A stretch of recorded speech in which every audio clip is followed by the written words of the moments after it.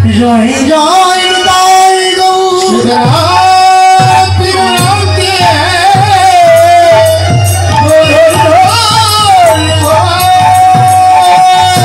রাধা কৃষ্ণের যুগল স্বরূপ পঞ্চতত্ত্ব বৃন্দাদেবী সহ প্রণাম জানাই তবু চরণে।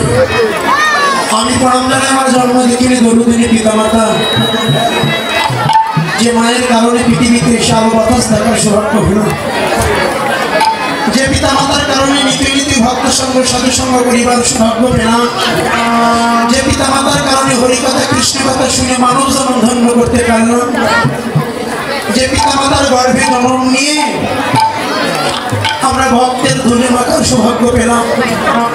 প্রত্যেকটি পিতামাতার মঙ্গল কামনা করি।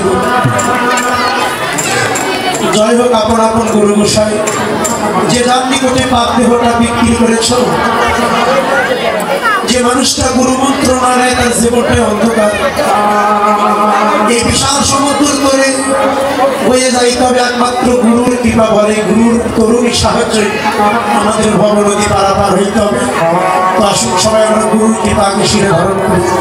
সবাই একটু গুরুর নামে প্রেমানন্দ ধরে দেবেন। জয় জয় শ্রী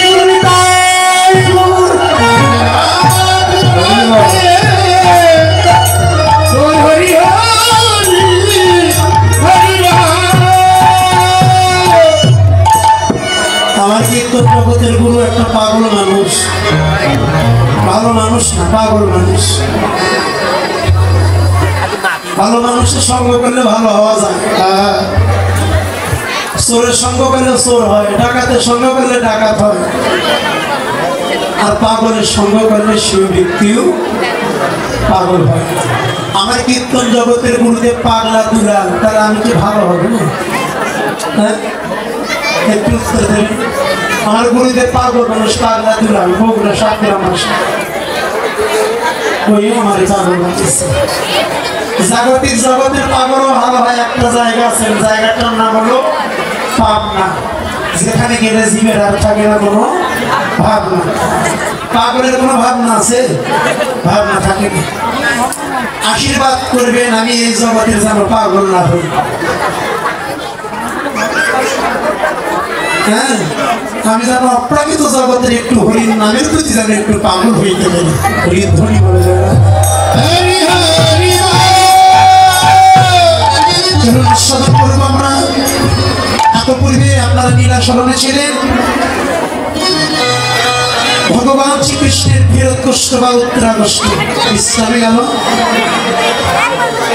চলুন এখন আমরা আস্বাদন করি আমার শ্রী গোবিন্দের রূপ মাধুরী। ভগবান দেখতে কেমন, সবাই একটু আশীর্বাদ করবেন যেন প্রাণ ভরে গাইতে পারি। আমার না আছে বিদ্যা, না আছে বুদ্ধি, অযোগ্য দেহ নিয়ে আপনাদের সম্মুখে দাঁড়িয়েছি। মন্ত্রহীন, ক্রিয়াহীন, ভক্তিহীন, সাধন শূন্য দেহ নিয়ে আপনাদের সম্মুখে দাঁড়িয়েছি। আপনাদের পদধূলি দিয়ে আমার একটি কাজ করবেন, আমি যেন একটু প্রাণ ভরে গাইতে পারি। আপনাদের মতো ভক্তদেরকে যেন প্রাণ